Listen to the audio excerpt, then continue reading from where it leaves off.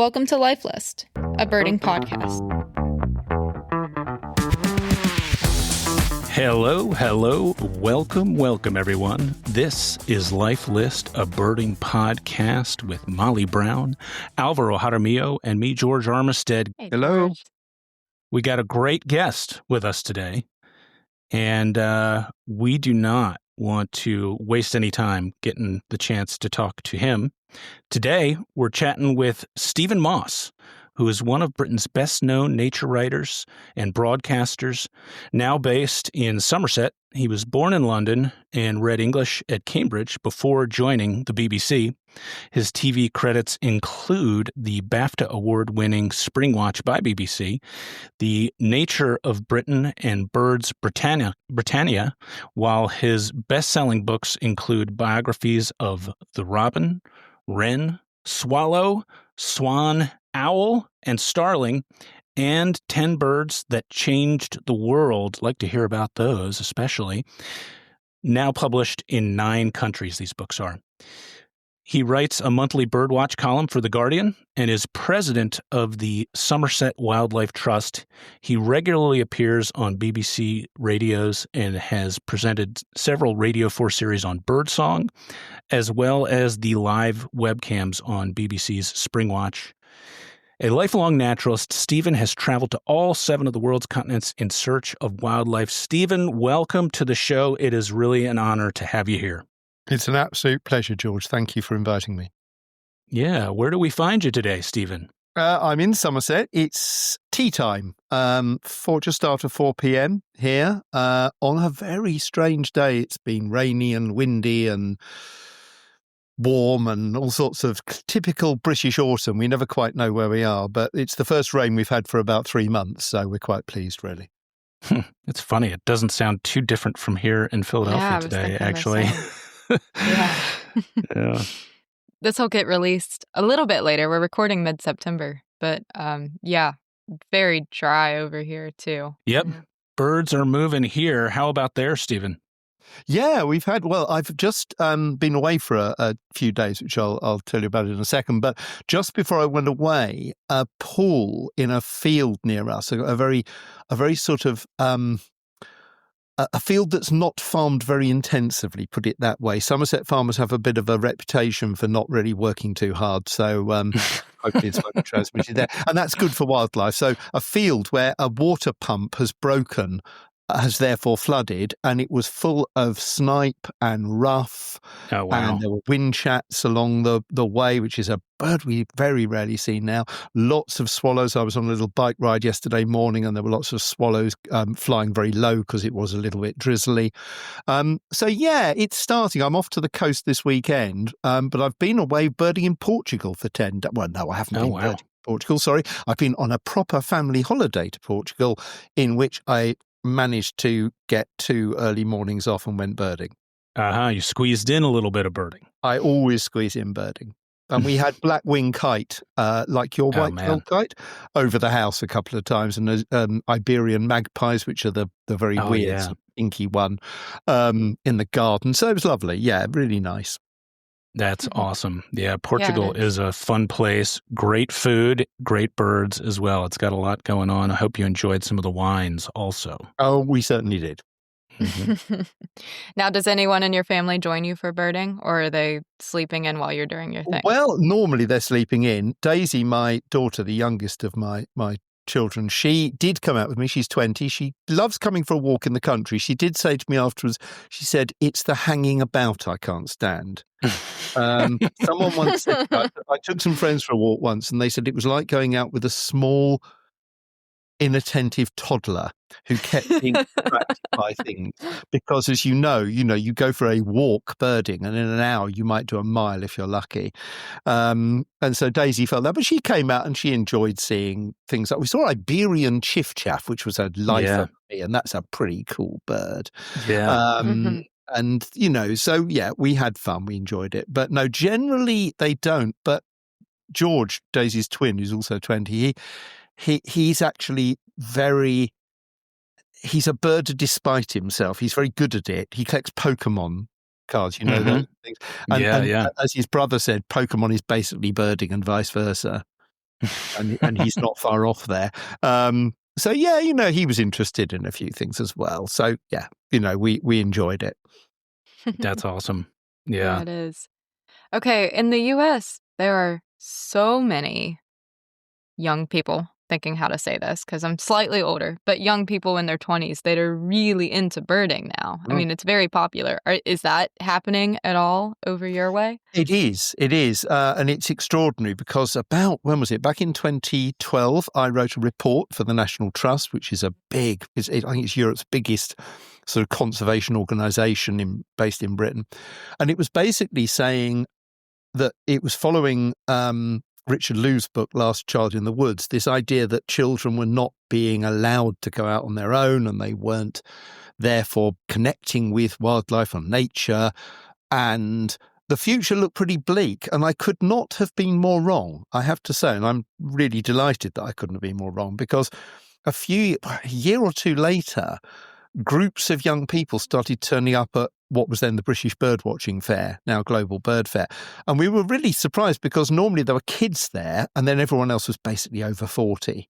And suddenly there were these groups of people and they joined these organisations. And one of them said to me once, he said, I thought I was the only birder in my school, in my whole neighbourhood. And I went on Facebook and I found 4 or 5 others and we connected. And I think there was that very strong sense of social media, which, rightly gets criticised for lots of very bad things, being a really powerful tool in getting young people interested. And what I love about the modern birders is they're not birders. They're naturalists, they're conservationists, they're environmentalists. Some of them are hardcore birders, but they've also got an interest in other things. And I have to confess, when I was a youngster back in the 1970s, it was just birds. I wasn't bothered about anything else. And I think, it's been lovely seeing that for me. Yeah, it is. I think we've seen a lot of the same things here, especially I feel like with iNaturalist, and eBird too, of course. But I started birding really in 1984 for the first time. And at that point, I really wasn't interested in much besides birds.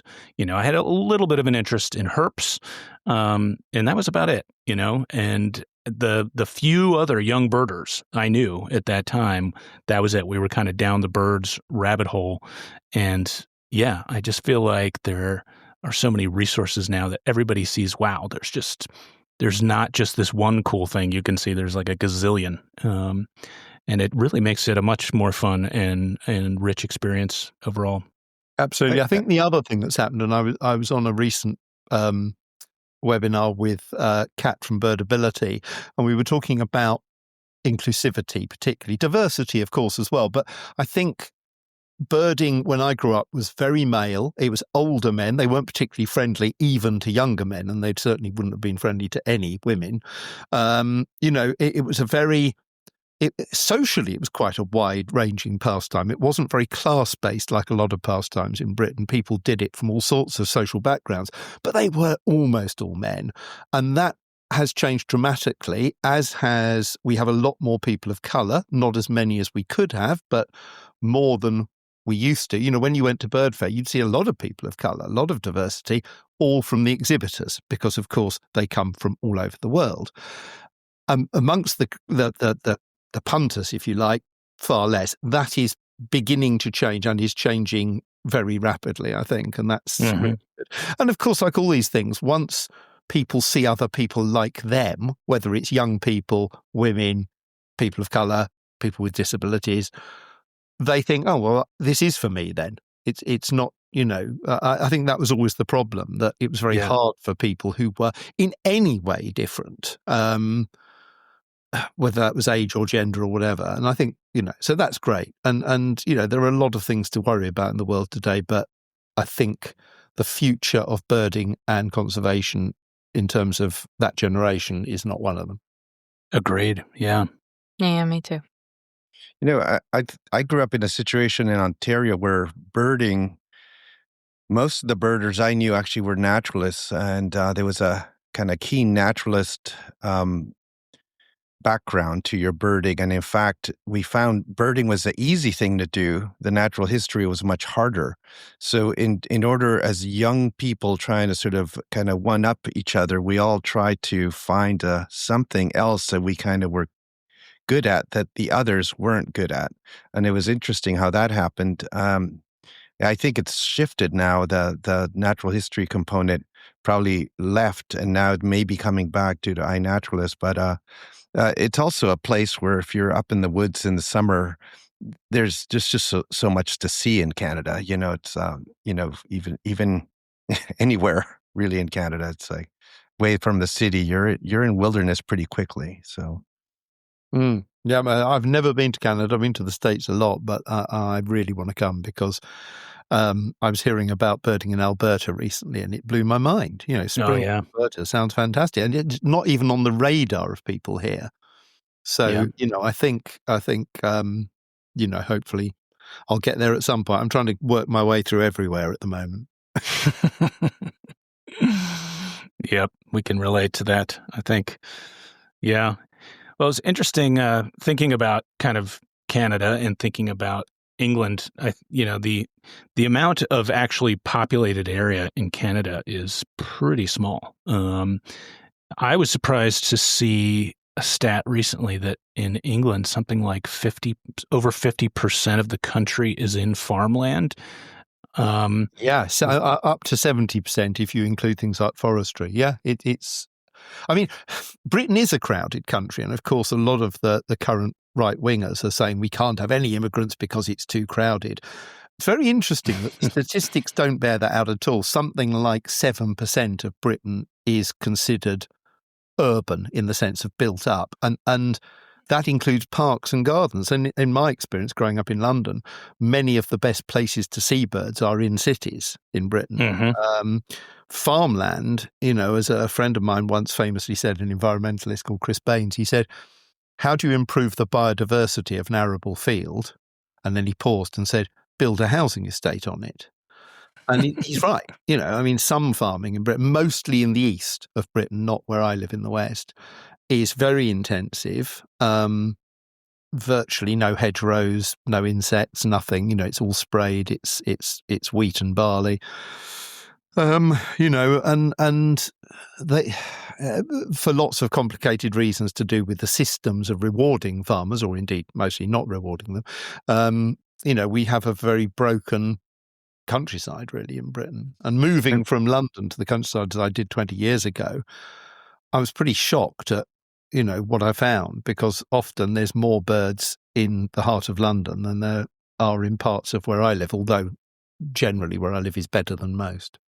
I guess that's the classic situation where you had the corn bunting that was an abundant or common bird at one point, and through farming changes and EU and all these situations that happened with, like you say, the incentives, now all the habitat is gone. It's still open, but their habitat is gone, and they've kind of I guess they haven't disappeared, but they're quite rare now, aren't they, in England? That's right. Well, as someone famously said, it's the food, stupid. It's people often say it's habitat, and it is habitat, but actually you can have very subtle changes in habitat. Woodlands in Britain can look fantastic and not have many birds in. And it's because we're having a lot of issues with insects at the moment, declining huge numbers. But the corn bunting, this is a bird literally named after our arable crops, and there are none in my county in Somerset. And Somerset's a big and pretty diverse place. And the farming here is not as intensive as elsewhere, and yet there are literally no corn buntings. I have never seen one in 20 years. I may never see one, Wow. and that's shocking. And the same is true of grey partridges, very common bird when I was young, turtle doves, these birds that were symbols of the countryside. I suppose the obvious one is the cuckoo, the Eurasian cuckoo, which is as my fellow nature writer Mark Cocker once said, it was the birthright of every rural Briton living in lowland Britain, and in England, they're still around. I think I heard 2 this year in the spring. And this is a bird, steeped in folklore and culture. Yeah, about as iconic as it gets. Yeah. Yeah, absolutely. And I've, I'm not a scientist. I studied English, and I'm fascinated by the culture and the history of birds. And it really shocks me that in such a short time, a bird like that can go. It's almost become like the phoenix. It's almost a mythological bird now for many people. Yeah. Along those same lines, I think people in the U.S. come to really disregard house sparrows.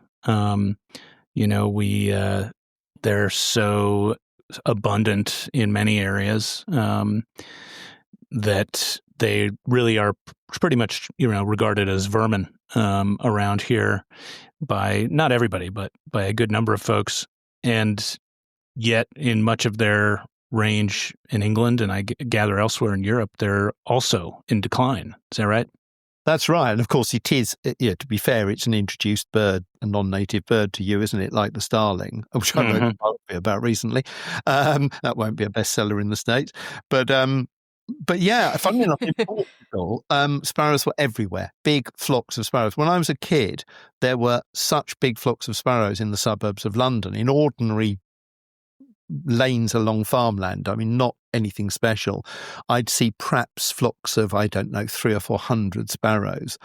And I've not seen more than a dozen in Britain together for years. In Portugal, at least there were flocks of perhaps 30 or 40 everywhere. So again, it's much more traditional farming there. But yeah, it's a bird that we took for granted. We tend to take birds for granted until they start disappearing. I don't know if it's the same in the States, but in Britain, we've always had a real obsession with rare birds, both not just vagrants, not rarities, but things like the osprey, which when I showed Bill Thompson one a few years ago, I got very excited when we were driving through near my home, and I suddenly leapt out of the car and said, "Look, Bill, osprey." And he went, yeah, osprey.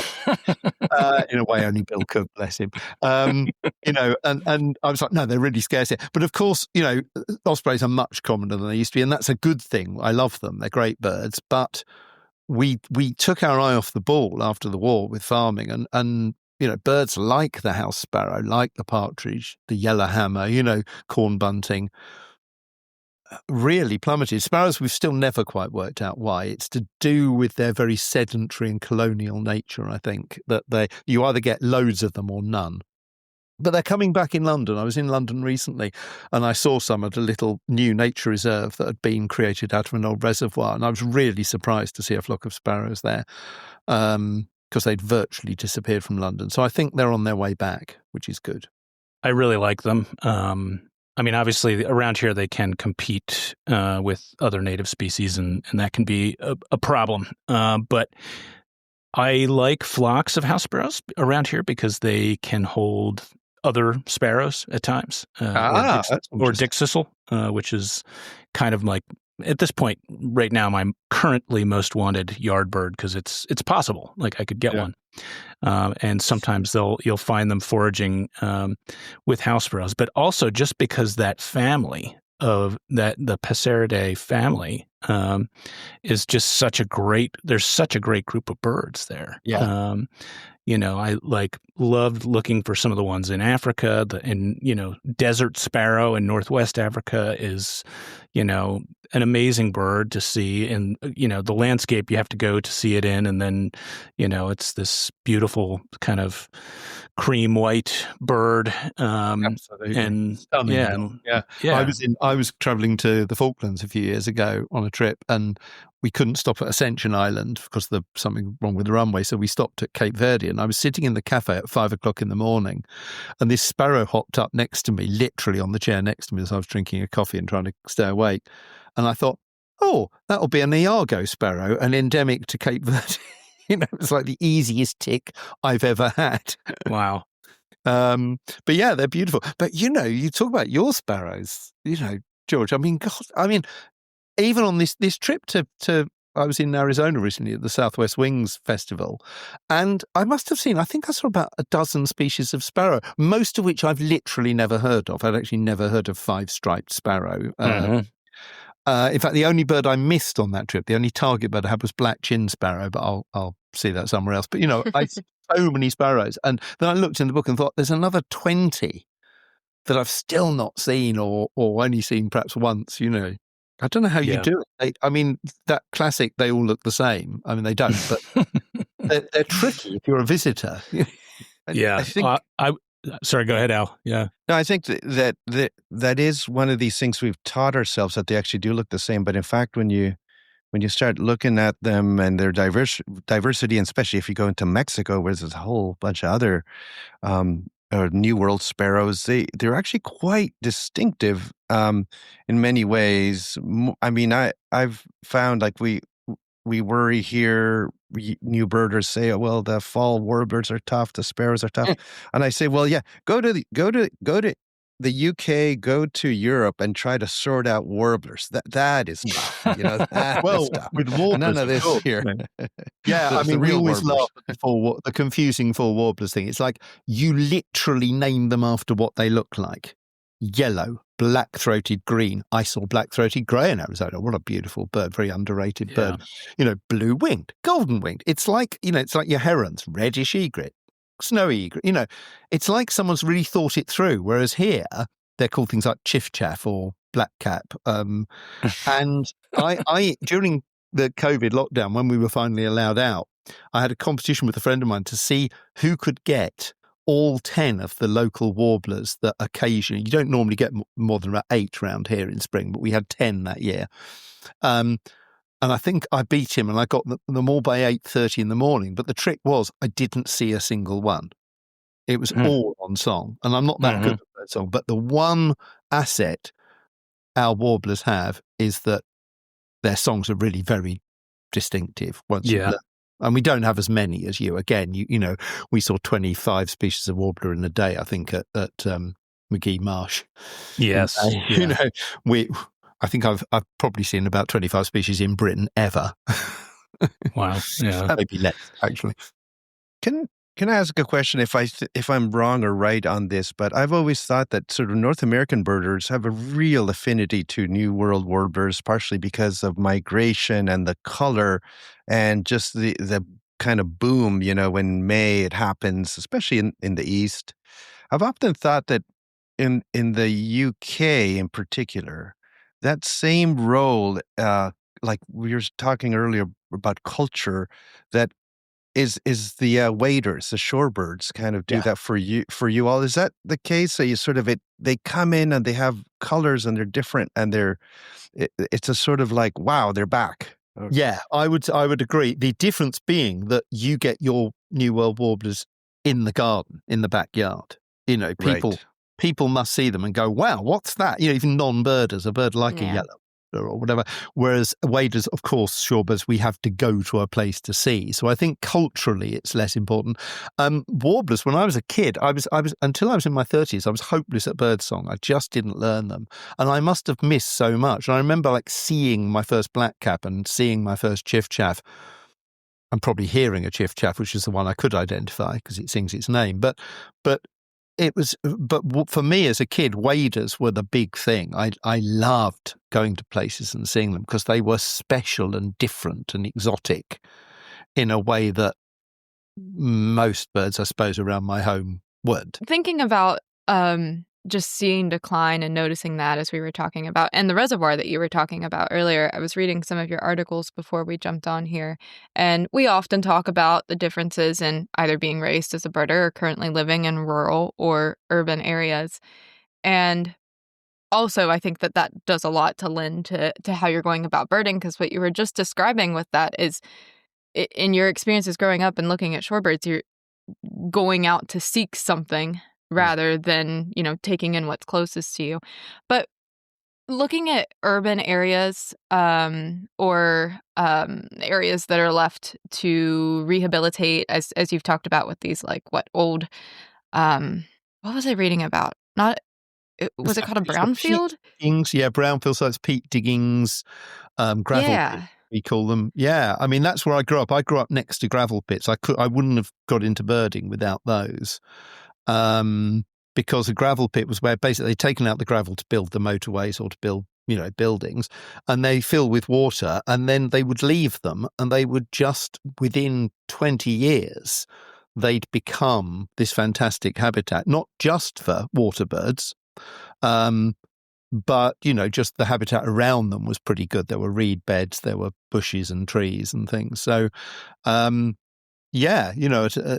up, that was my big thing. But your point about local birding is interesting because, again, until my 30s, I would always travel to see birds. And I lived in various places and I didn't have what we call, I think you call it as well, a local patch. And I just didn't have one. And in my early 30s, mid-30s really, I was living in West London and I found this disused reservoir by the River Thames, by where the Oxford-Cambridge boat races run, actually. And I watched it sort of every couple of days for a few years, and then found a different one when I moved, and then found one when I got down here. And local patch birding has become the absolute essence of what I do. So now I either birdwatch within a few miles of my home in the same place, or same places, or I go abroad. I barely ever travel in Britain to watch birds. I do occasionally if I'm going there anyway. But it's become this very local thing or global thing. And of course, during that famous lockdown, I would walk out of my house and I would walk round this area that I'm looking at now, which is a 1 mile from my home, but 3 mile circuit, which we called the Loop. And that was the only place I went for 2 months in the most beautiful spring ever. And there were warblers from North Africa, the chiffchaff and blackcap, West Africa, the whitethroat, South Africa, the willow warbler, and East Africa, the lesser whitethroat. So the whole world was coming to me when I couldn't go anywhere. And that became, for me, that absolutely kept me going through lockdown. And that importance of birds where you live, for me, has become crucial. But for the first half of my birding life, I sort of ignored it. Not when I was a kid. Totally When I was a makes kid, sense of course, to me. that's what I did. But it certainly in my 20s and 30s, it was always going somewhere, going to a nature reserve, driving 100 miles to try to see some rare bird or whatever. And I realised there was no point to that quite quickly. Yeah, similar trajectory myself. Yeah. But what you say, Molly, about the and also the strange places where wildlife lives. I wrote a book a few years ago called The Accidental Countryside, which was based on the idea that we create a lot of places as human beings for ourselves. And that goes back to ancient sites, churchyards, for example, from the Middle Ages. But then it comes right the way up to roadside verges or railway cuttings or parks, gardens, of course. We're primarily creating these places for ourselves. And the wildlife either stays there and it becomes an oasis and a refuge, or like a churchyard, or it moves in once the landscape has been changed, like the gravel pits and the peat diggings. And I find it fascinating that I had to write a book to point out that these were the best places to go and watch birds and other wildlife, whereas in any civilized, sensible society who got their priorities right, that book wouldn't have existed because you'd have countryside and you'd have towns and they'd all be good for wildlife. Whereas we have to seek out these weird places, actually, usually where we've abandoned the land. Neglected areas. Either neglected or like roadside verges or railway cuttings, they're sort of neglected by the fact that that's the design. You don't walk along a motorway verge. So those places are very good for wildlife, and they're corridors. Of course, a lot of them are corridors. So that fascinated me, particularly as I grew up in the suburbs, which a very wonderful writer called Kenneth Alsop once said was the messy limbo that is neither town nor country, which I love, that sort of edge land idea. Yeah. Oh, yeah. Liminal spaces, as posh academics call them. But well, it makes a lot of sense to me that if you're a birder or a naturalist who is using an area like that as your patch, that you're noticing so much more about changes in populations and what's coming in and what's coming out, because you're in an area that is disrupted and is rapidly evolving, for better or for worse. Yeah, absolutely. And even where I go on Saturday mornings with two friends, we go down to the coast near here, which isn't really a coast. It's sort of 3 rivers pouring into another estuary. And it's a very strange place. There's a nuclear power station visible from it, and you can see over to Wales, and not Wales the animal, Wales the place. And it's a very strange place. It's a sea wall, and there's a variety of habitats. And sometimes you go there and there's absolutely nothing, and sometimes it's absolutely packed with birds. So, so yeah, I think, as you say, you're quite right that the first thing you get from a local patch is seasonality. You think, oh, that's odd. Oh, it's changing. Or last year they arrived earlier than this year. Whatever it is you're looking for, but you absolutely then notice over time changes for better or worse. Definitely. I think some of my favorite birding places that I've gotten to really spend time were forgotten places, like you're talking about, basically places where they drifted into neglect.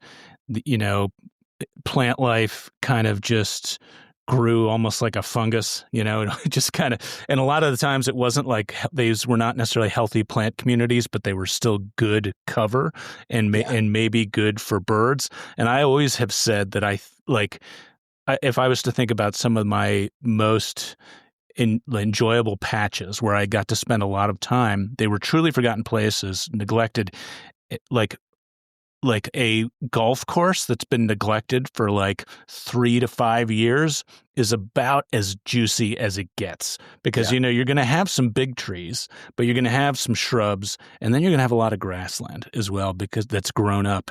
And we had one here in Philadelphia that nobody was birding, nobody was even going there. It was in the city limits, and I started going there, and man, it was just wonderful. And there was another place. I can think of several other places nearby. Again, overgrown golf courses, basically neglected, and they can be just fabulous birding areas. And once you start actually thinking about planning spaces to try to attract birds, some of these concepts can be pretty helpful. Yeah, I mean, I'm reminded that the generation above me, now in their 70s and 80s, who grew up in the 1950s after the war, they used to go and play on bomb sites. And bomb sites were characteristic for two things: what you call fireweed, rose bay willow herb, which was a very scarce plant in Britain. I think it is introduced here, and it was very scarce, and it's now, you see them everywhere in May and June, along, again, verges, any kind of land that's just been turned over or neglected. They'll be the first thing there. And the other thing that turned up was a bird called the black redstart, which hadn't even bred in Britain before the war. And it's a very beautiful bird. Funnily enough, in Europe, it sort of replaces the robin on the edge of villages. You see it on rocky areas on the edge of villages in places like France and Spain and Italy. But in Britain, it colonized these wastelands. We used to call them wasteland, we call them brownfield sites, and everyone wants to build on them. And in London, they've all been built on, and the black redstart's more or less disappeared now, because what they needed was exactly what you said: a few common plants that have a few insects, and other birds would go, cool, I'm not going to be bothered with that. It's not just the birders who wouldn't be bothered, it's the birds. Birds like robins and black whitethroats and things would think, not quite enough food. And black redstarts seem to have this ability to live in these absolute edge places. And in London, they've gone. In other parts of England where I've been to cities, I've noticed them. I thought, God, that, there's buddleia, there's rose bay willow herb, there's a few plants and long grass and stuff, as you say. But yeah, these things change all the time. But policy changes. The more we tidy up, the worse it gets. Right. Generally speaking, I think it is once you start spraying for bugs and weeds and trying for manicured lawns, people think it looks beautiful, but of course it's not that good for wildlife. So. Well, we have about an acre of land here, which is a lot for people in Britain. We bought a 18th century farmhouse when we moved down here, and I'm looking out and it's a complete mess. We've got a new pond, but we try to keep on top of it, but you actually can't, which is probably pretty good. Yeah. Yep. Well, I know that you've been spending a lot more time. You were talking about how you're spending less time kind of further afield, and either you're kind of at home birding, or you're going long distance, which is something I very much relate to as well. I pretty much in my yard, couple local patches, or going someplace long distance, which, I think part of it is when you start going other places, you start realizing how awesome the birds right at home are. And, Yeah. And I know that you've got this new bird fee. Tell us about that. These looks like feeders with cameras. Yeah, that's right. Yeah, it's feeders, bird baths, nest boxes, but mainly bird feeders, which have a very, very good quality camera in, and they keep developing it. The new model, I think it's the BirdFeed 2, has got 2 cameras. So one of them is a wide angle and the other is a tight one that moves when the bird lands, and it's wonderful watching it. And we talked earlier about accessibility and inclusivity, and one of the things that we've noticed is that kids love these, but of course a lot of people in Britain and the States are really struggling to leave their home for all sorts of reasons, either psychological, medical or physical, and obviously feeding birds in your backyard and feeding birds in your garden in the UK, is very, very important to people. And people always say to me, I give a lot of talks, and it's usually older women. They'll say to me, well, I'm not really a proper birder, but I do love the birds in my garden. And then they'll tell me something they've seen, and it's really interesting. They've seen some fascinating behaviour. And of course, they know all the birds in their garden, or backyard. People do. So, yeah, we introduced these. It's a firm based in Shenzhen in China. And I know there's an awful lot of other firms doing this, but I'm biased because I work with them, but I think they're the best. But it's been great for me. I was actually in Shenzhen a couple of years ago, and I turned on my app. You have an app on your phone, and you click on it, and it shows you highlights of what's happened on video for the last 24 hours, and you can download those and keep them. But also, it shows you live. And I went on live because I just thought, it's 2:00 in the afternoon. And of course it wasn't. It was 2:00 in the morning in the end of February, in the dark, bleak English countryside. And there, in black and white at night, was a robin, a real robin, no offence, a real robin perched on this feeder, stuffing itself full of seeds. And I thought, wow, that's amazing. I had no idea they feed at that. They sing at night in cities in Britain, but I never knew they fed at night. Wow. And this one was maybe getting ahead because the breeding season was just about to start, and they nest in my garden, So, yeah. So that was great. So, I've enjoyed working with them. I've enjoyed seeing, I gave a talk at Global Bird Fair this year using BirdFeed as an example of how, and of course also eBird and of course Merlin, the fact that new technology and AI in particular, are streaking ahead with our understanding of birds. And I know a lot of people, particularly tour leaders, are slightly concerned. And I've been out with a group and they're going, it says it's a blackcap, and I go, it's a garden warbler. Don't always believe Merlin. It's usually right. Oh no, don't worry. There's a blackcap and a garden warbler. That's good. We can, we're both everybody's right. happy. Yeah, everyone's happy. There But I love the fact that when I started, it was a pair of grotty binoculars. I'm so old that they cost £14, 19 shillings and sixpence. So this is, I think I got my first pair of binoculars in 1970, and until really the 80s and 90s, I didn't have a spotting scope. And then, cameras came in, but they weren't very good to start with for birding.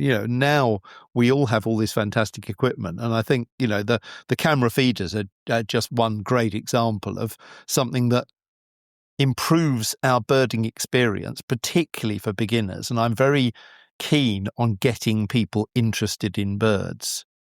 I'm very keen on accessibility. I met a lovely couple at the Biggest Week in Ohio. We were out on McGee Marsh. I was giving a little walk with one of the very expert local birders, which was good because I'm like, what's that? It's another red-winged blackbird. Met this very nice couple in their 30s, and they were slightly embarrassed. They said, we're very new to birding. We're very new. We don't really know what we're doing. I said, that's fine. Tell me why are you here? And they said, we've got a pair of eastern bluebirds nesting in the garden, and we were so excited. We thought we'd go to a bird festival. Like, fantastic. Isn't that brilliant? Yeah. And I love the fact that, and I discovered this phrase, Ken Kaufman, the wonderful Ken Kaufman, one of my great heroes who I had the absolute delight to meet and get to know the last couple of years. He said, he was talking 2 years ago, giving his talk, and he talked about spark birds. And I was like, what's that? I've never heard that phrase. Mm-hmm. I've tested it on dozens of British birders, None of them have heard it. Yet it's been in the States for 20 years, I think. That sounds about right. Yeah, and I love Yeah. it. I'm going to write a piece for Birdwatching magazine here about them because I love this notion that you have a bird that set you off. But I think it's very funny because I've had discussions probably when I was at university with people saying, "Oh, what was the first record you bought?" And it has to be something really cool. You have to say, Mhm. "Oh, yeah, it was Pink Floyd. You know, it was one of the Beatles' later hits, you know, or album, or whatever." Whereas it's some terrible comedy song that got to number one. It's the Archie's Sugar Sugar, or Right. actually, mine actually is a Paul McCartney song, Sea Moon. But you know, Mhm. even then. And I think is that with birds, I think people are making it up now. I think people are not saying things like bluebird because they're a bit common. You know, they're beautiful, but they're common. You know, they're not going to say house sparrow, are they? They're probably going to say, "Oh, it was when I, you know, twitched a Kirtland's warbler or something." But it's like, right, you're just lying. It Right. was something dead common that you noticed and went, "Oh, that's a bit different." Yeah. I do think that there is actually real truth in what you're saying with the sparkbird concept is so ingrained now in North America, U.S., Canada birding. I think Bill Thompson was one of the people who really kind of got it going back in the day, that people feel like they have to have one. And when they don't, they feel like I didn't have a sparkbird. And people say, "What was your sparkbird?" I say, "I actually didn't. I just sort of started, you know, and I was bored and I started watching birds." And Right, there that's is the really cool. opposite, you know. That's really cool because if you don't have a spark bird, it means you've been birding for so long you can't remember. So I think it's like, you know, I have an academic friend who doesn't have a PhD because he was promoted so quickly because he was so brilliant that he never bothered to do one. I think it's like that, you know. So yeah, but yeah. It's a nice way to What put are your it. spark birds, you two? Molly? I don't have one. Yeah. See? Cool. Yeah, no, I grew up on a farm in the middle of nowhere and just always loved birds. And Yeah. sometimes I can come up with a story. I hand-fed a white-breasted nuthatch at one point when I was young, so I can say that. But I liked birds my whole life. But I do have to say, lead a lot of tours that have a lot of folks that have gotten into birding post-pandemic or during the pandemic. And I don't think that the same stands for like that range of folks who have gotten into birding because they missed the wave of feeling like your spark bird had to be something exotic. And like it's like they missed the like wave of birding as a listing kind of thing. Yeah. So which is on good. one of my recent, yeah, it is. It's great. On one of my recent tours, several people didn't know what a spark bird was. And then someone at the table at dinner at one point was like, "Oh yeah, you know, everybody can tell their story." And then it was just a whole celebration of backyard birds. Yeah. And it was great. And That's it the was best a part of the moment. concept. Yeah, Yeah. we were like, you know, looking for really incredible species that are far removed from what we normally see. And then we took that break to talk about what we love about birds at home, and I thought it was great. So I have to throw in that perspective too. I think it can be a quirky bird. I think it can be, you know, I remember going the first bird I went to try to see was on a walk round the gravel pits, which were literally half a mile from my house, with a teacher when I was 8 years old. And my friend Ian had seen great crested grebes on the gravel pits. Mm. So this is a common bird, it's very easy, but it wasn't a bird I'd Beautiful. seen in my garden, obviously. And at that point, I Mhm. hadn't been on any birding trips anywhere else. And I remember seeing it. I remember still today, 57 years later, exactly where it was, where I was, how I felt. And I went back with my mother. My mum was a single parent and she was very keen to get me interested in birds. She had no interest herself, but she saw that I did. And we went back the following weekend and found a pair of great crested grebes with a youngster, and the youngster got lost round the corner and they were tweeting to each other, you know, and it was just fantastic. So that probably is my spark bird, but I was already interested in birds, but it was the thing that made me go, wow, birds are really cool. Yeah. And I think that I can get be that too. anything, you know, it can, Yeah. as you say. Yeah, I've had I friends that had like spark birds that were cattle egret or turkey vulture, and I actually think that it's almost jumped the shark now, where it's to the point where like I You'll see have to explain jump the shark. Oh no, I know Jump the Shark. Yeah, Yeah. Oh, okay. yeah. well, but Thank where it's you. almost Thank you. people are like they almost want to say something like house sparrow or Yeah. and not out of trying to be overly contrived, but more to point out that something that might seem mundane can be actually really impactful. And so I think we're seeing that more. I feel like I've seen that more in recent years, where people are like, what actually did it for me was, and I do have a friend who's a cattle egret. One was turkey vulture. These are, it's not blue-winged warbler or something super sexy. It's actually, something more just odd or that triggers a little bit of curiosity. Yeah. Absolutely. Yeah, something slightly different. Waders, I think. I remember my first lapwing, which was my first wader. We had some nesting. I was 9 years old down the road. I mean, it wouldn't be there now, but it's just a farmer's field. And I remember finding the nest, or someone else, one of my friends probably found the nest, and we saw it. And that, that's a special bird. But again, there are so many of them. Yeah. If you heard the duck just now, by the way, that's my wife's ringtone, but only when her. So yeah, that was I heard a quack, quack, quack, quack. That's awesome. Very nice. Alvaro, we still need to hear your spark bird, but I'll throw in too. I do remember the moment that I saw a hooded warbler in the hand, and I was maybe 14, and I didn't know what it was. And I remember that like just snap moment where I thought, oh, I've got to figure out what else is out there. So I do have that was well into my love of birding as well. Yep. But Alvaro? I didn't really have one, so. Oh, you said, sorry. Yeah, George. But it's George.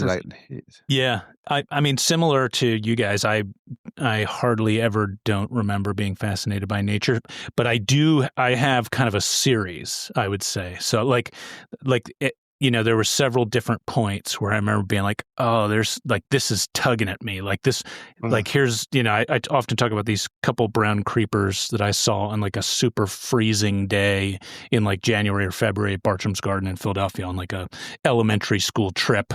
I stepped out of this little house, which you could argue is kind of where modern ornithology began in the United States. I didn't really understand that at the time, but I stepped out and there's two little brown creepers, and I was just like, "Whoa! Like, what are they doing? Aren't they cold?" And I remember that, and then I remember like the trip that we did to Canada when I was 9. My dad and my mom threw me and my sisters in a car, and we drove all the way to Thompson, Manitoba, and then eventually took the train to Churchill.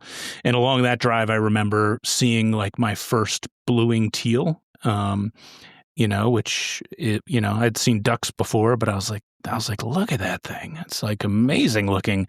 And then in Churchill, like a couple birds I remember was Pacific loon, like breeding plumage Pacific loon. I was just like, how does that thing even exist? Like, so those are a couple those were like, I feel like I almost think of them as like stepping stones, because like they got me across a creek to where I was fully fell into the creek, That's very nice. I like that idea. That sounds, because I've sort of have that. I've got a photo of me with a jackdaw when I was about 1. I was probably about 16 months old. I'm walking, but only just. And it must have been a tame jackdaw, must have escaped. And it came and landed in the garden, which jackdaws don't normally. They're quite shy, And so that's a pre-memory spark bird. And then my mum took me to feed the ducks. And I said, we talked about feeding the ducks before we came on air. And I approve of feeding the ducks, not because it's good for the ducks, it probably isn't, but because it gets kids into birding. And without mum taking me down to a river in River Thames near London, one day back in the early 60s, and I was feeding the ducks and with bread, probably white bread. And I said to her, what are those funny black ducks? And she'd been brought up in the countryside, and she said, I've no idea, but I've got a bird book at home. And I had the Observer's Book of Birds, which was written in the 1930s by this amazing pioneering woman birder called S. Vera Benson, and she had done this book. They'd used Thorburns drawings, paintings from the early 20th century, and there was coot, and I was like, oh, that's what they are, and that was what kicked me off. But I can't remember that. That's my late mother telling me that story many times. I got to say, coot as a spark bird is Coot's pretty a good strong, spark bird. Stephen. That is strong. Yeah. It's a very cool bird. So I've got Yeah. jackdaw, coot, great crested grebe, and where do you go from there? Then, all the way through, isn't it, as you say? And my wife has a proper spark bird because in her mid-30s, she was a nurse. She worked shifts. She and a friend during the day, they used to go for walks in the countryside near London to get fit. And one day they saw a bird, and you've reminded me of it because that bird was creeping up a tree, and they thought, what on earth's that? Is that a mouse? And Jackie, her friend, had said to Suzanne, oh, I think it's a tree creeper. I've got a bird book at home. And of course, it was a tree creeper, equivalent to your brown creeper. She then, a few weeks later, decided to sign up for a course I was running. I was the leader, and the two of them sat in the back of the bus and threw M&Ms at me and made sarcastic remarks, and I said, are we nearly there yet? And I thought, oh, God, I either never need to see this woman again or marry her, so I married her. So, we are here because of that, that tree creeper. So that's very, that's a bird that I love this way that birds, spark birds is, as you say, the start of a concept. But the concept I have is that every bird I see, not every bird, every familiar bird I see, I usually can remember if you ask me when I first saw it. And I sometimes have a very vivid memory, and it's literally, I remember, I can put myself in it. Other times I say, well, I know I was in Wales when I first saw a raven somewhere in Snowdonia. I can't remember the exact moment, but we do have these memories, don't we? And therefore we have this past relationship with birds that is past, present, and future. And I think that is, I'm not really a philosopher, but it's as close as I can get to a philosophy of birding. Yeah. As my friend Sean Dooley once said from Australia, he said, people say to him, where do you go birding? Like you're not doing it the entire time. Like I'm not looking out the window now. Oh, something just flew across. What was that? I think I have interrupted podcasts and video casts and webinars and important phone calls with people to go, sorry, I've just got to go and have a look and see what that bird is. I bet you've all done the same. Yeah. And, I think one of the things that what your story about all the birds that are familiar to that you remember when you first saw them is something that people kind of almost get confused with the emotional interest that we have in novelty and experience and our past and our experiences with birds, with the list. And the list is almost like the list is not nearly as important as the actual times that you remember these birds and what they mean to you when you first see them. And you also want to see new birds and new experiences with birds elsewhere or around where you live. Oh. And that's not necessarily the same thing as ticking them off a list, which is much less meaningful in a sense to me. Yeah. But it can be the same thing too. It can be both. But for some people, they say, do you keep a list? I said, I don't, but I could actually tell you about all these birds I've seen over time and where I first saw them. And they say, well, you do keep a list then. Well, it's different in my a sense. Yeah, I do keep lists. My friend Graham says that I keep lists of lists because he'll know if he's seen a bird in his garden before. He'll say, I had a green sandpiper dropped into the pond. That was amazing. Never seen that before, But he wouldn't know how many he's seen, because I can tell you how many birds I've seen in my garden and in Britain and in the world because I'm like that. Mm-hmm. But one of the things that I find slightly interesting is I've traveled recently in Central America quite a lot, and on a recent trip to Costa Rica and then also Guatemala, I was seeing birds I thought I hadn't seen, and then when I looked them up, I had, because I'd seen them in the other country, and that's slightly disappointing because it means I'm not focusing on them as much as I should do. I've had the same experience. Yeah, I've had the same experience. I can tell you. I've started to become philosophical about that when I realize, when I'm like, I've never seen that before. And sometimes I'll be with a friend who's like, George, I have seen that bird with you before. And that's a little embarrassing, but Yeah. I do like that, it's almost like getting it as a lifer all over again, because you're like, I have no memory of this.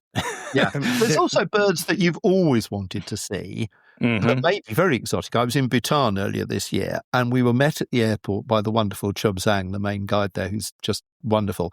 And he said, right, what we're going to do, go through customs, and then I'm just going to take you down the road. And we literally drove for half a mile.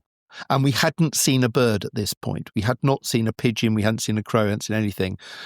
And he said, oh, there it is. And there was an ibis bill on the river. Oh, my gosh. And I went to India 40 years ago when ibis bills were much harder to see. And we walked up a river for what felt like days, but was probably a couple of hours, and didn't see it. And I always thought, I'll probably never see an ibis bill.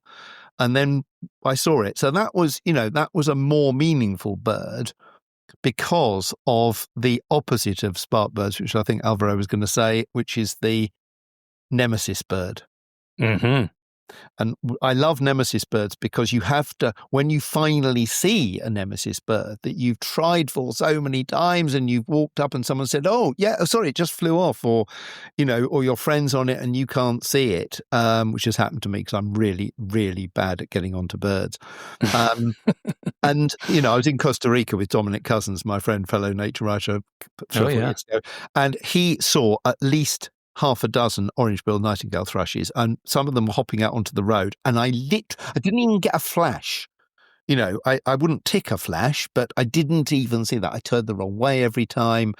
And then when I went to Guatemala, we found one and it was singing, and I even videoed it, and that I'll remember that bird much more than the other nightingale thrushes I've seen. And I can't even remember which species they were, because we just rocked up and there they were. Right. So I like, when I don't see a bird, I'm quite philosophical now that, okay, I've missed it, but hopefully I'll see it one day. I think it's good too that from a tour leading perspective, I'm sure you have had it where sometimes like there's a bird on a trip where you really want to get it for the group. Yes. And then you get there and you get it like right away, and you're like, oh man, like that was almost too easy. Are people gonna remember that bird as much as I want them to? It can be that way as well sometimes. Absolutely. I only lead tours here in Somerset. I'm not a professional tour leader, so I've done a few abroad occasionally, sort of as a second leader. But my friend Graham, who runs the company, he used to say, he was on the first night when we all met to eat, he'd be saying, oh, now, what we're hoping to see on this trip, we're going to get great white egret and cattle egret and bit. And I'm going, Grab, don't mention any of them. When people said, will we see cattle egret? You'd say, well, you might. And, there's hundreds of them here now. So you kind of, but we've found that we wouldn't, he's learned never to do that, because it just became a curse on us. Yeah. No, in defense of, I don't think it's actually an issue to not remember birds that you've seen before, because birds are not all created equally. Ibisbill is a fantastic bird you will, it's like a stellar sea eagle, but a greenish Elenia, it just is not. And some of those, wood creepers in Latin America, that one of them just has a little bit more of a trilled song than the other one, they all look the same. And I don't think our mind gravitates to those as being, unless it's it's one of the really, within those groups, something really amazing, we just kind of forget, because there's a lot of birds out there. Yeah. And, You forget special birds. I was in Panama a couple of years ago. During the middle of the day, we went down to the Pacific coast last day, and this bird suddenly flew up and was flying around. And Roland Rum, the leader, said, oh my God, common nighthawk. And I was like, oh, that's a lifer for me. That's fantastic. And then it came back. It flew right round us during the day. It's brilliant. And then it flew off. Brilliant view. And when I got back, I thought, I'm sure I've never seen them before. And then I just went back through some trips to America in the 90s, and I had somewhere around Cape May, I think I'd seen one. And I couldn't remember it. I had the date and the place. So actually it felt like a lifer. because it was a really. Yeah. If anyone says to me, and Northern Harrier was the same, saw that on the same trip, and when I looked, I had seen it before, but so long ago. When I went to India in the 80s, I saw loads of birds that I can't remember them at all, and I've got them on my list. In the last few years, I've been going to Asia more, and I've started trying to work out if there's any left I haven't seen again, because most of the birds I saw are pretty common, So I'm trying now to, it's like I need to remember it, rather than just have it, as you say. Stephen, we've come up with this concept here on this podcast. Actually, we've talked about it a bunch of times. It's the relifer. The relifer is that lifer that you forgot about, or it was so long ago. You might even remember it, but you need to see it again, and it feels like a brand new, completely brand new thing because it's been so long. Relife. Yeah. So I had a friend who he retired. Richard Clean, Dick Clean, in Maryland, was a good friend of my father's, and he taught at high school, and he retired, 65 or something. And he said, as soon as he made a plan, as soon as he retired, he was going to restart his whole North American life list again. And so it wasn't like a big year or something. He was like, no, I'm just gonna go back, and I'm starting over. And I sort of love that idea that you're like, okay, this is a new chapter of my life. It's a new time. I'm going to go take the time to actually try and get these birds again, That's brilliant. I was a guy many years ago in Britain a young ornithologist who was in a car accident and became paraplegic. And he day one, he just started my new life list. And I think that was, and he carried on for a long time doing that. But what a lovely idea. Yeah. Because when I first went to the States birding, I went to Florida. I was filming a series with a guy called Bill Oddie, who's very famous here. But Little Black Book. Bill Oddie's Little Black Bird book. Yeah. And we went out to Florida, and it was my first trip to the States. I'd been to Mexico a few years before working, so I'd seen some good birds there. But I was out, and then later in Cape May, and I was looking at the shorebirds, and of course, your birds are really tame. They're like 20 feet away. So, people were coming up to me, and I was going, oh, that's greater yellowlegs, and that's lesser yellowlegs standing next to it. And these people were going, how do you know? And I was like, oh my God, because they're so close. But what I loved about birding in America, that was like starting again, in that I knew virtually all the families. Obviously, New World Warblers, I'd seen a few here. Vireos, I'd seen red-eyed vireo. So, it's not that I knew them all, but I basically, unlike birding in Bhutan or Guatemala, I could basically have a pretty good stab at what the bird was, certainly the right family. Or I knew it was a peep rather than just what's that, And what was fascinating was that it was, for me, that was very exciting in my 30s and early 40s, going to the States several times and seeing all these birds I'd read about as a kid in the Peterson European Field Guide, because they were vagrants here, and then seeing them properly, or seeing them many for the first time. So that felt like starting again, actually. That's fantastic. Yeah. Well, I think that's one of the great things about birding, right, is that you can do that. And we're all lucky enough here to have dedicated our life to this, where we kind of see those stepping stones and just as I like to say with birds, it's as you go on, it's just like getting to know your friends better. That's nice. And That's very nice. Yeah.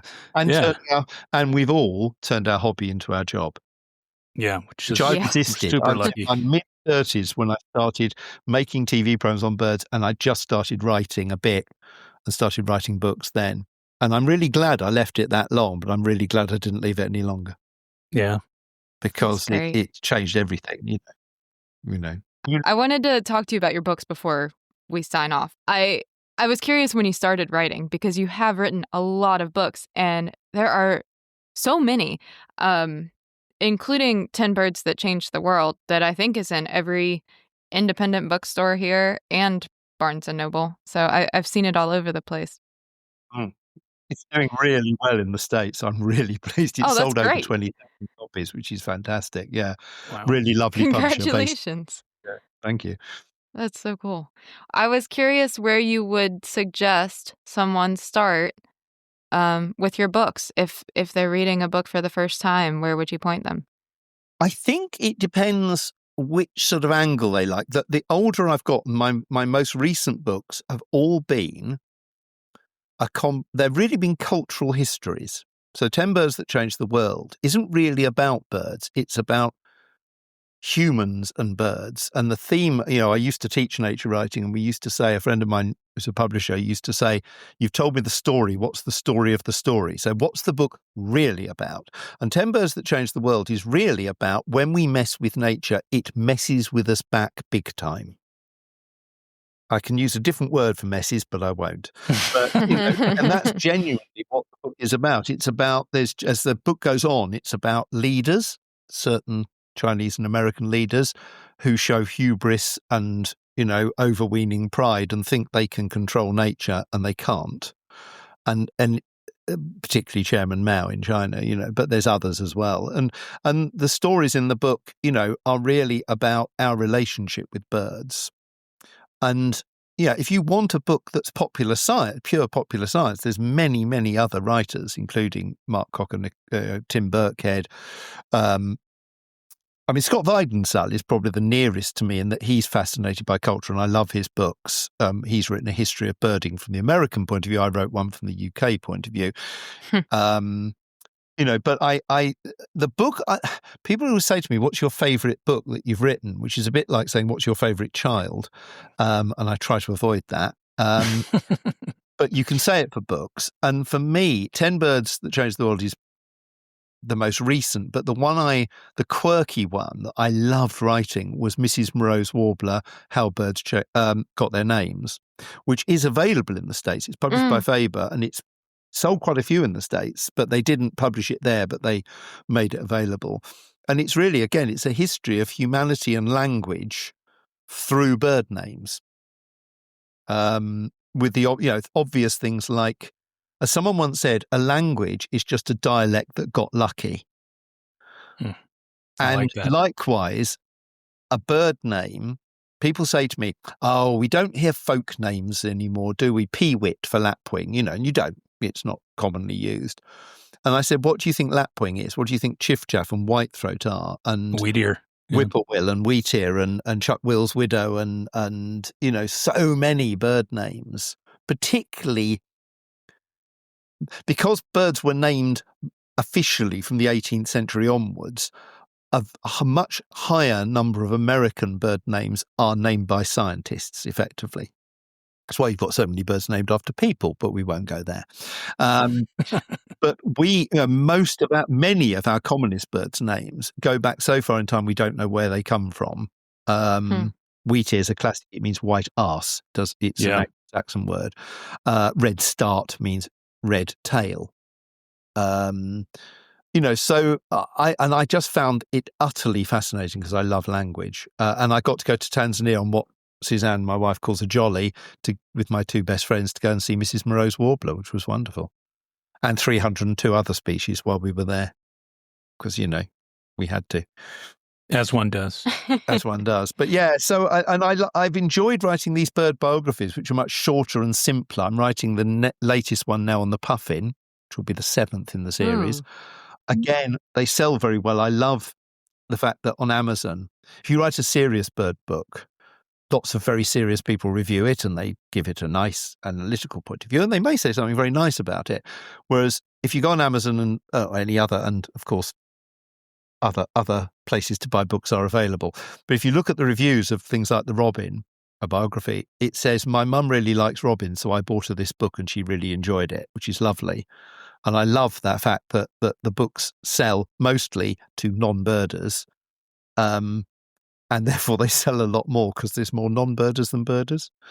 So yeah, they've been fun to write, and I've just started the puffin, which is really enjoyable because I've learned an awful lot already about this paradoxical bird that everyone loves and no one's seen.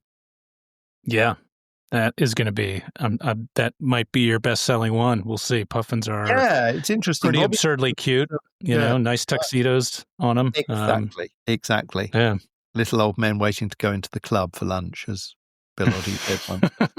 So yeah, I did take it. I had what my daughter calls a gap year, because posh people in England, before they go to university, they have a gap year and they go off traveling. And I had a gap year out of my birding writing. I spent a year from last April to this April not writing a book, which I hadn't done for about 30 years. Wow. And then I got itchy, and my publisher said, "Have you thought about?" Because I'm not bringing one out this Christmas, because they come out every Christmas, they said, "Have you thought about one for next Christmas? Because if you have, you better get going." And I was like, "Okay, Puffin, Peregrine, Skylark. I want to do Sparrow." They keep saying no, but I will do Sparrow one day. And they came back, they did their research with their sales team, and they went, "Puffin." And when I was at Bird Fair, I was telling everyone, they were saying, "Oh, what are you doing next?" I said, "Puffin." And their reaction was so positive. Yeah. Very serious not birders surprised. too. Normal. Yeah. Yeah. So fingers crossed. Great. But Have you ever seen the cereal? There's a cereal, brand. I don't know if that still exists, called Puffins. No. Like a breakfast cereal. Yeah, breakfast cereal. Wow. Please send me, if you have time and you've got my email, please just, if any stories you've got about puffins, any quirky things, because I've already found some amazing stuff. All right. But yeah, any quirky story is great. I met Peter Harrison at Bird Fair, the great seabirds man who wrote the Seabirds Guide. He's now literally seen every seabird in the world, every species. And he said to me, "I love seabirds. They live slow and die old." Mm. And isn't that lovely? So I'm quoting him, because it's like, yeah, they are different, aren't they, seabirds? Yeah. Someone once said to me, "Real birds eat fish." Yeah. Or squid. Yeah. I was just watching, 3 trips in a row. I think we had tufted puffins on our trips that I just came back from, pelagic birding trips in California. And they've at this time of year they've molted out, and they don't look like the book. They really, but it doesn't matter. People, you scream out puffin, it's sitting on the water and it looks a little mottled, and its wings are, it doesn't have wings. It's probably flightless at this stage, and people love that big old beak. They just love the concept of puffin transcends exactly what they're looking like or where they're standing or what's happening. It's really interesting. Yeah, they are fascinating birds. I've never seen tufted or horned puffins. There was famously, and I've just been writing about it, a tufted puffin turned up about 10 years ago in Kent, and these guys were just out on a sea watch, one of them on his local patch, in a sort of a bit of the River Thames called the Swale, which is a sort of going out into the sea bit. And they saw this bird flying and they thought, "What the hell's that?" And it landed, and it was a tufted puffin in full breeding. Good Lord. Whoa. That is craziness.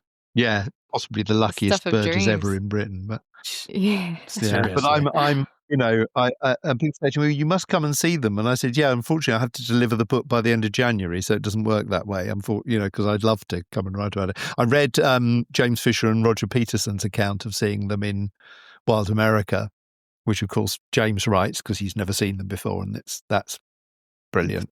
That's a powerful book too. Yeah. Yeah. Yep. Good one for our listeners to check out if they haven't, as well as Stephen's books. Stephen, we should let you go. We have you've been very generous with your time, and it is a genuine honor and pleasure to have had the opportunity to chat with you today. Do you have anything coming up? Appearances anywhere, or are you going to be nose to grindstone? I'm nose to grindstone for a bit, but I'm going with Wings to Guyana on a trip where there's only 4 clients, so they're probably not very pleased, but I'm going to love it. With Roland Rum, who's a wonderful, great guy. I went to Guatemala with him, so I'm going at the end of October for 2 weeks, and hoping, of course, to see sun parakeet and all those other things, but mainly harpy eagle, which is not easy, but lots of fingers are crossed. So yeah, I'm going there. I might be going to the Ugandan African Bird Expo in December. I'm just trying to get a lot of things in now. I'm getting older, and I'm thinking I've just got to go to these great places and see these. Do it now. Yeah. Yeah, that's my attitude at the moment, which is very nice. And, Excellent. we're very lucky, aren't we, if we can get to go to these places Yeah. and see the Right. birds at home. Yep. Best of both worlds. Yeah. Well, thanks again, Stephen. Really appreciate it. And thanks, everybody, for listening. Check out Stephen's books. Check out BirdFee. We'll be back again soon with another episode of Life List, a birding podcast. Everyone, take care and have a good one. Thanks, everyone. Bye-bye. Thank you very much.